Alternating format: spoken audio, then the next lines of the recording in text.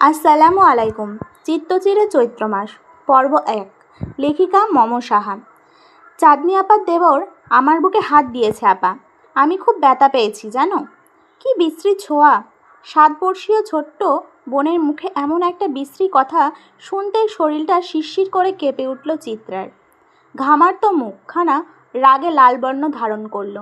বোনের দিকে দৃষ্টি দিতেই দেখল ছোট্ট মেয়েটা ভয়ে কেমন গুটিসুটি মেরে আছে। তাড়াতাড়ি বোনকে নিজের দুহাতে আগলে নিল সে।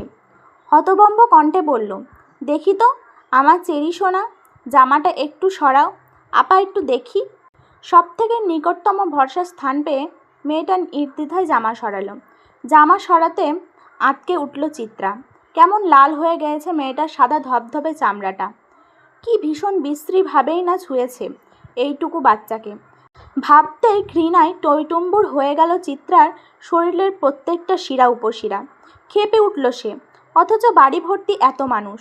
ঝোঁকের বসে কিছু বলে বসলে তার খেসারত না আবার ছোট চেরিকে দিতে হয়। বিরক্ত, রাগ দুটো অনুভূতি মিলেমিশে একাকার হয়ে গেছে।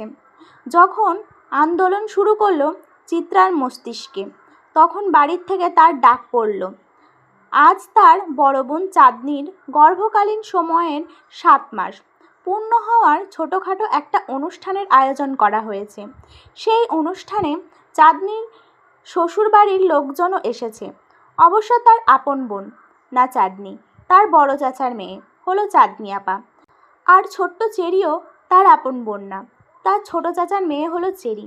চেরির পূর্ব নাম হলো তফা, কিন্তু আদর করে সবাই বাচ্চাটাকে চেরি বলে। আর মেয়েটা চেরি ফলের মতনই সুন্দর, আদুরে গোলগাল। তাই তো এইটুকু বাচ্চা আজ বাজে ছোঁয়ার শিকার হলো। চিত্রার পরিবারটা বেশ বড় পরিবার বলা যায়। চিত্রার মা বাবা, বড় চাচা চাচি, ছোট চাচা চাচি, চিত্রার আপন বড় ভাই তুহিন, বড় চাচার ছেলে 2 জন, নিহান আর ত্রিশান, ফুপি আর ফুপির একমাত্র ছেলে, বাড়ির সব থেকে ছোট সদস্য অনয়, চেরি এবং চেরির আরেকজন বড় বোন যে চিত্রারও বড়, আহি আপা, এবং চিত্রা নিজে। চাঁদনিও বড় চাচার মেয়ে, কিন্তু তার বিয়ে হয়েছে বিধায় তাকে এই পরিবারের দলে আর টানা হয় না, কারণ সে এখন অন্যের ঘরের। একমাত্র চাঁদনি বিয়ে হওয়ার ফলে এত বড় পরিবারের একজন সদস্য কমেছে।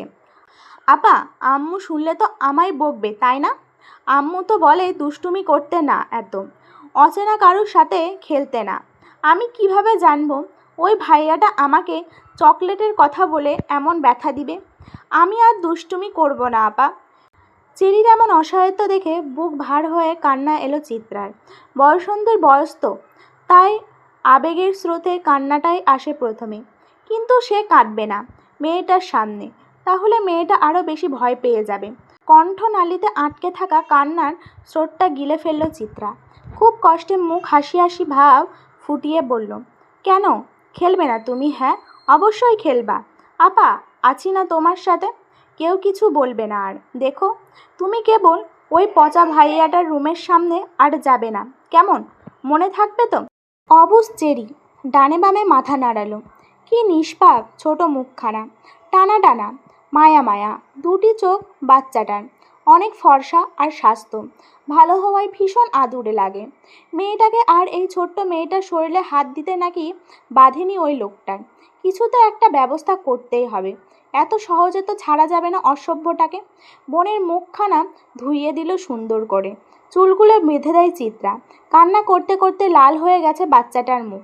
পারে না যেন বুকের সবটুকু স্নেহ ঢেলে দেয় মেয়েটার তরে। চেরিকে তৈরি করে চিত্রা নিজেও গোসল করে এলো। মাত্রই কলেজ থেকে এসেছিল সে। সামনে উচ্চ মাধ্যমিক পরীক্ষা তার, তাই এখন নির্বাচনী পরীক্ষার অনুষ্ঠিত হচ্ছে কলেজে।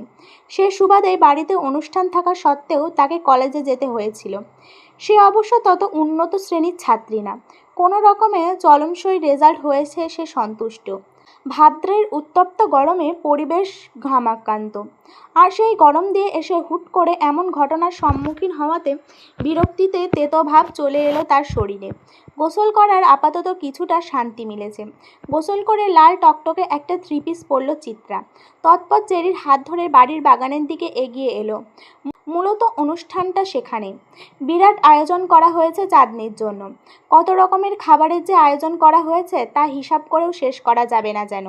চিত্রা ছুটে সেই ধপ করে তার আপুর পাশে এসে বসে। চিত্রাকে দেখে ভারী প্লেটের গোলগাল ফর্সা ধবধবে চাঁদনি মুচকি হাসল। বাম গালটা টেনে দিয়ে বলল, কই ছিলিস চিত্রাবাগ? এতক্ষণ লাগিয়ে কি পরীক্ষা দিচ্ছিস শুনি? পরীক্ষাকে এত সিরিয়াসলি নেওয়ার মেয়ে তো তুই না। কি ব্যাপার শুনি? বড় আপার দিকে আর চোখে তাকিয়ে মুখ বাঁকালো চিত্রা।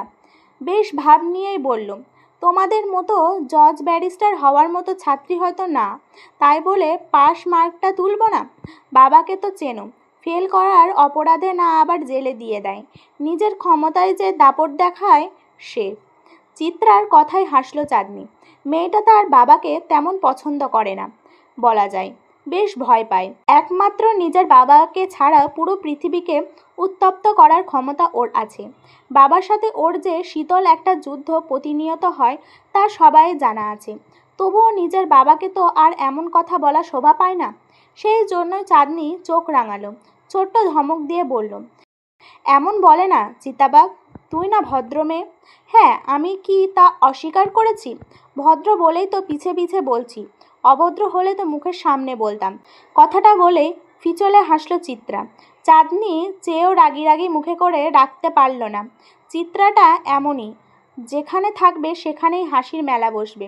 চাঁদনি আর চিত্রার কথার মাঝে চোখের গোল চশমাটা ঠেলতে ঠেলতে হরেক পদের ভাজার থালা নিয়ে উপস্থিত হলো আহি। ঘাড় অবধি চুলগুলো গরমে বেশ বিরক্ত করছে তাকে।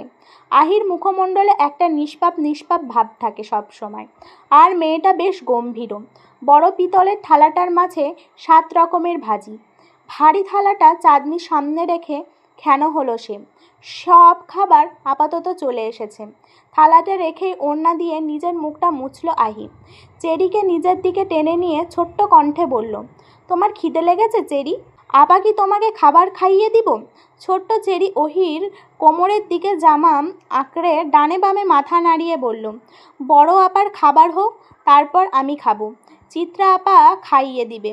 চিত্রার কথাটা ভালো লাগলো না অহির। বিরক্তিতে নাক মুখ কুঁচকে বলল, তোমার চিত্রা আপা নিজের খাবার নিজে খেতে পারে নাকি? সে তোমাকে খাইয়ে দিবে? আহির কথায় মুখ ভেঞ্চি কাটল চিত্রা।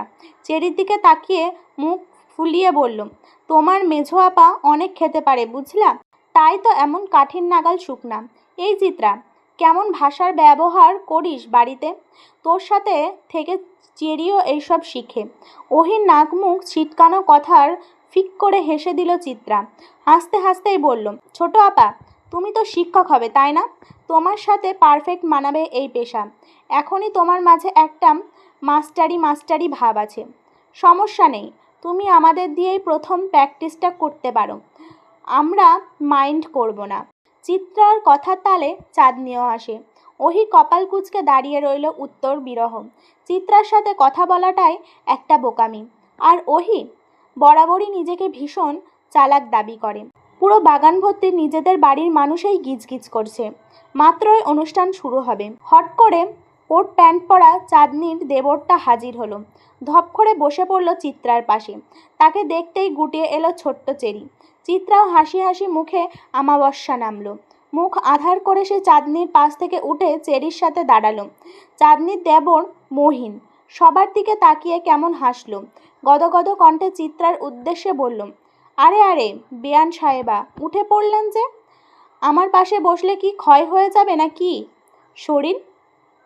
চিত্রা মুখ বাঁকালো, অন্যদিকে তাকিয়ে বলল, আপনার তো অনেক কারেন্ট, যদি শক খেয়ে যায়। চাঁদনি কোনো মতে নিজের হাসি মুখ বজায় রাখল। বোনের এমন ভঙ্গির কথা তার যে এত পছন্দ হয়নি সেটা প্রকাশ করার অপ্রাণ চেষ্টা করল।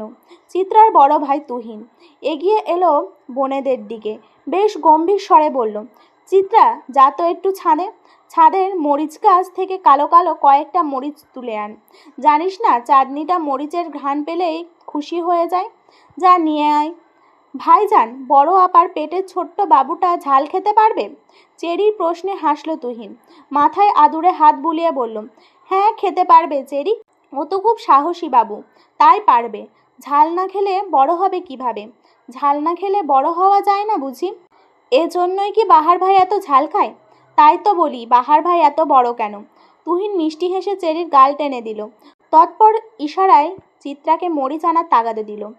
যেই না চিত্রা যেতে যাবে তার মধ্যেই চিত্রার বড় চাচি হাজির হয়।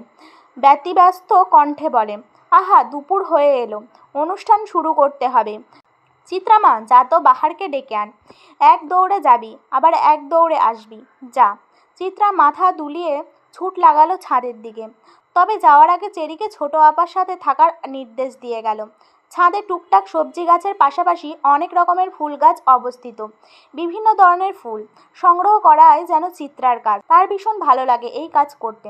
তাই তো ছাদে প্রবেশ করার সাথে সাথেই পা বাড়ালো ফুল গাছগুলোর দিকে। কয়েকদিন আগে 3টি নতুন ফুলের চারা লাগিয়েছিল সে। আজ সবগুলোই কি সুন্দর হাসি হাসি ফুটন্ত মুখ দেখা যাচ্ছে। চিত্রার মুগ্ধতা সামলাতে না পেরে পত্রলেখা মসন্ধা আর রঙ্গন ফুলের গাছ থেকে একটা একটা করে ফুল ছিঁড়ে নিল। এই ফুলের গাছগুলো তত সহজলভ্য নয়। কিছুদিন আগে যখন সে এই 3টা ফুলের গাছের জন্য হতাশ হয়েছিল, তখনই ছাদে দেখা যায় এ ফুলের গাছ। চিত্রা জানে ভাইজান বা বড় চাচা ছাড়া কেউ এই কাজ করবে না, কারণ তারা দুজনেই চিত্রার সকল আবদার পূরণ করার জন্য সর্বদা সচেষ্ট থাকে। আর চিত্রার আবদারটাও যেন তাদের কাছে। আনমনির ফুলগুলো মাথায় গুজলে পিছন থেকে ভরাট পুরুষালী কণ্ঠে ভেসে এলো, এই মেয়ে ফুল ছিঁড়ছ কেন? গাছের ফুল গাছেই শোভা পায়, তাকে ছিঁড়ে নিজে চুলে গোজার মতো কোনো মহত্ব নেই। গম্ভীর পুরুষালী কণ্ঠে এমন ধমকে বিরক্ত হলো চিত্রা। সেই বিরক্ত ভাব কপাল কুঁচকে ঝেড়ে ফেলে বলল, গাছটা কি আপনার? গাছটা কি তোমার? তোমারও না। গাছটা বর্তমানে যেখানে অবস্থানরত সেই মাটির উপরে দাঁড়িয়ে আছে। গাছটা এখন তার। লোকটা যে বারবারই যুক্তিতে পারদর্শী চিত্রা তা জানে। তাই এই গম্ভীর মানবকে বিব্রত বোধ করাতে কুটিল হেসে বলল, তাহলে আপনিও তো আমার বাড়িতে অবস্থান করছেন, তাহলে আপনি কি আমার? ছেলেটা হাসলো। চিত্রার মাথায় সে অসৎ বুদ্ধির ছড়াছড়ি, সেটা তার ভালোই জানা আছে। তাই 2 আঙুলের মাঝে সিগারেটটার শেষ টান দিয়ে ধোঁয়াগুলি আকাশের পানে উড়িয়ে কেমন সতর্ক কণ্ঠে বলল, আমার জ্বালাতে এসো না মেয়ে, নিজেই জ্বলে যাবে। চিত্রা মুখ ভেঙচি কাটল, গোমড়া মুখে বলল, নিচে আপার অনুষ্ঠান শুরুর পর্যায়ে, আপনাকে ডাকছে বড় চাচি। আমি গিয়ে কি বলবো? তোমার আপা কিভাবে এত খাবার খায় সেটা দেখব। চিত্রার পারদে পারদে বিরক্তের ভাব বাড়ল। মরিচ গাছের দিকে যেতে যেতে বলল, একদম আপনার গা ছাড়া ভাব আমার দেখাবেন না।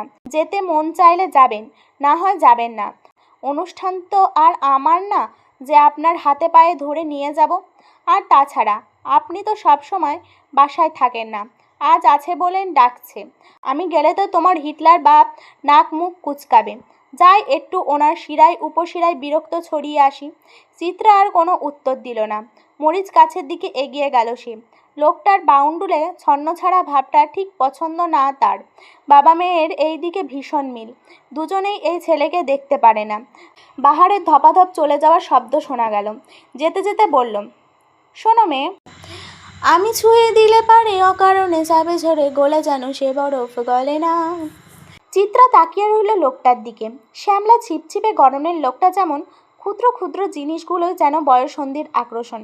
মাথা ভর্তি ঝাঁকড়া চুলগুলো কেমন হেলে দুলে পড়ছে। সিগারেট ফুঁকে যাওয়া পোড়া ঠোঁটটাও যেন আরেক প্রকারের মাদকতা আছে। পুড়ে যাওয়া গাঢ় খয়েরি রঙের ঠোঁটটাকে বহুরূপী ডালিয়া বলে মনে হয়। চিত্রার ভাবনার মাঝেই নিচ থেকে হৈ হৈ ভেসে এলো।